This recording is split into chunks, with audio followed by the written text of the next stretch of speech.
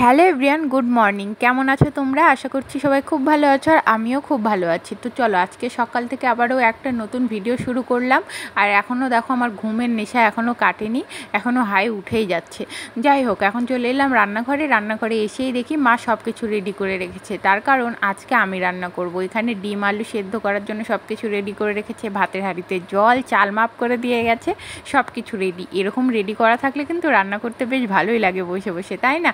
আর এই সাইডে দেখো, তোমাদের সাথে গল্প করতে করতে আমার ডিম আলুটাও সেদ্ধ হয়ে গেছে। এখন ডিম আর আলুর খোসাগুলো ভালো করে ছাড়িয়ে নেব। আর ওই সাইডে আমার ভাতটাও হচ্ছে। আজকে আমি রান্না করছি, তার কারণ আজকে যাব ভোট দিতে। আর আমার মা তো সকালবেলা কাজে চলে গেছে, আর আমার ভাইও চলে গেছে কাজে।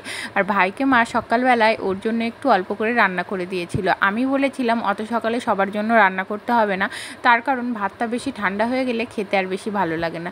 সেজন্য মাকে আমি বলেছিলাম রান্নাটা আমিই করবো। সেই জন্য মা দেখো সকালবেলা সব কিছু কাজকর্ম সেরে ভাইকে রান্নাবান্না করে দিয়ে আমি রান্না করব, সেজন্য সব কিছু রেডি করে দিয়ে গেছে। আর এই দিকে কথা বলতে বলতে আমার রান্নাবান্না একদম কমপ্লিট, খাওয়া দাওয়া সেরে এখন বেরিয়ে পড়েছি ভোট দিতে যাওয়ার জন্য।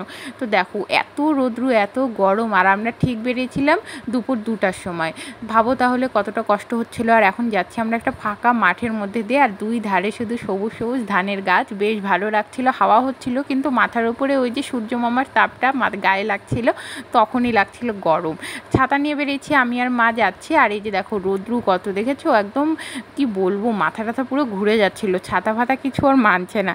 যাই হোক, এখন চলে এসেছি ভোট দিয়ে। আসার পরে একটানা শুয়েছিলাম, আর ঠান্ডা জল খেলাম, ফ্যানের নিচে শুয়েছিলাম, আর ভালো লাগছিল না।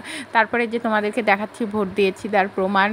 তারপরে মানে তার আগের দিন আর কোনো ভিডিও শ্যুট করতে পারিনি, মানে ভোট দিয়ে এলাম, তারপরে শরীরটা খুবই খারাপ লাগছিল রোদ্রের মধ্যে থেকে এসে নিয়ে। পরের দিন এটা সকালবেলা। তো সকালবেলা ঘুম থেকে উঠেছি, উঠে নিয়ে মা বললো যে তোর জন্য রান্নাঘরে পাস্তা করে রেখে গেলাম, খেয়ে নিস। এই যে এখন বের করে নিলাম, মানে আমি ফ্রেশ হয়ে গেছি ঘুম থেকে উঠে, এখন বের করে নিলাম। আর ওটা আমার ভাইয়ের, ভাই ঘুম থেকে উঠলে ভাইকেও দিয়ে দেবো।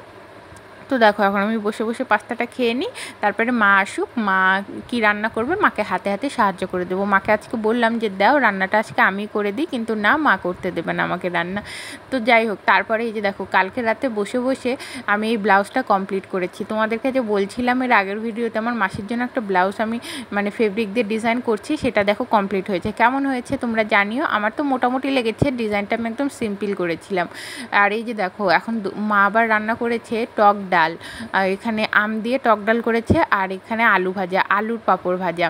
এই আলুর পাঁপড়গুলো কিন্তু আমাদের বাড়িতে বানানো হয়েছে, মা বানিয়েছে। তারপরে মা দুপুরবেলা আবার নিয়ে এসেছিলো মাংস, আর মাংসটা মাই রান্না করবে। আর আজকে আমি বাড়ি চলে যাব, সেই জন্য আরও বিশেষত মা মাংসটা নিয়ে এলো। আমি যেদিন এসেছিলাম সেদিনও এনেছিল, আর আজকে আমি বাড়ি চলে যাব, আর এখানে মা রান্না করবে। সেই জন্য মাকে আমি এখন সব আলু, পেঁয়াজ, রসুন সব কিছু কেটে কুটে দিচ্ছিলাম। তো চলো তোমরা পুরো ভিডিওটা দেখতে থাকো। আর আমার বর আমাকে নিতে আসবে সন্ধেবেলায়, তারপরে খাওয়া দাওয়া করে একদম আমরা বাড়ি চলে যাব, মানে রাত্রের খাওয়া দাওয়া করে একদম বাড়ি চলে যাব। তারপরে সবজি কাটতে কাটতে ফোন এলো আমার ফোনে, আমার ফ্লিপকার্ট থেকে আরও একটা পার্সেল এসেছে। আমি একদিনে সব কিছু অর্ডার করেছিলাম, কিন্তু আমি ভেবেছিলাম একদিনে হয়তো সব আসবে, কিন্তু একদিন পর আসছে। যাই হোক, এর মধ্যে কি আছে চলো খুলে দেখা যাক। আমি কিন্তু এর আগে খুলে দেখে নিয়েছি, ভিডিও করার আগে আমার মনে ছিল না, পরে আবার তোমাদেরকে খুলে দেখাচ্ছিলাম।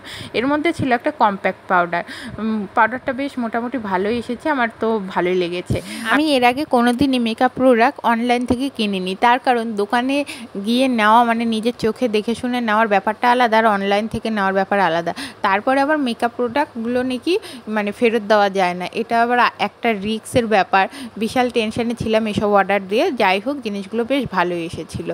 তো তারপরে এই যে দেখো, এই যে মানে কি বলবো, ওই ফাটানো যায় না এগুলো, ছোটোবেলায় সাইকেলের টায়ারে থাকতো, তারপরে কোনো কিছু নিয়ে আসলে টিভির কভারে থাকতো, এইসব নিয়ে আগে ছোটোবেলায় আমি আর ভাই সেই মারামারি করতাম, মানে কে আগে ফাটাবো। এখন বড় হয়ে সেই আর ব্যাপারটা নেই। তারপরে দুপুরবেলা খেতে বসে পড়েছি। এই যে মা এখানে মাংসটা রান্না করেছিল, মাংসটা খেতে কিন্তু বেশ ভালো হয়েছিল, পাঁপড় ভাজা আর বেগুন ভাজা। মাকে আমি বলেছিলাম এর গরমের মধ্যে আরও বেশি কিছু করতে হবে না। আমার বর তো মাংস হলে বেশি কিছু নেয়ই না পাতে, জাস্ট শুধু পাঁপড় ভাজাটা নেবে, বেগুন ভাজা ভাতটাও নেবে না পাতে, ওর মাংস হলে আর কিছু লাগে না। যাই হোক, আমারও মাংস হলে আর বেশি কিছু খেতে ভালো লাগে না। তো এই যে দেখো এখন আমি ভাতটা খেয়ে নিচ্ছি, খাওয়া দাওয়ার পরে একটু ঘুমাবো, ঘুম থেকে উঠে নিয়ে তারপরে আমার বর আসবে, রেডি হয়ে বাড়ি যাব। তো খাওয়া দাওয়া সেরে একদম চলে এলাম তোমাদের সঙ্গে দেখা করতে সন্ধেবেলায়। সেই আমার বর ফোন করছে এখন আসবে তখন আসবে করতে করতে এখন প্রায় রাত 7টা বাজে। তো আমি ভাবলাম যে চলো ওর অপেক্ষায় আর থাকবো না, ও আসার আগে আমি ফটাফট আমার জিনিসপত্রগুলো গুছিয়ে নিই, কিন্তু একটাও যদি ছাড়া পড়ে না তাহলে আমার কপালে দুঃখ আছে, এরপরে আর মানে আসার সময় নেই। আর আমার একটা সাজানো আছে বাড়িতে, সেই জন্য আরও তাড়াহুড়ো করে যাওয়া, সাজানোটা মানে সাজাতে যাবো জন্য।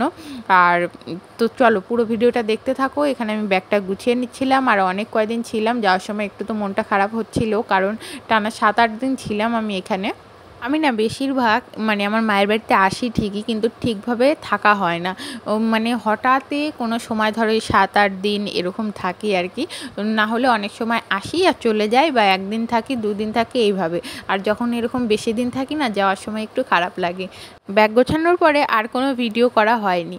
তো দেখো এখন আমি আমার ঘরে চলে এসেছি, অনেক দিন পরে এলাম। তো চলো আজকের ভিডিওটা এই পর্যন্তই ছিল, কালকে থেকে তোমরা আমার শ্বশুরবাড়ির ব্লগ দেখতে পাবে। সবাই ভালো থেকো, সুস্থ থেকো, দেখা হবে আবার নতুন ভিডিওতে। সবাইকে টাটা।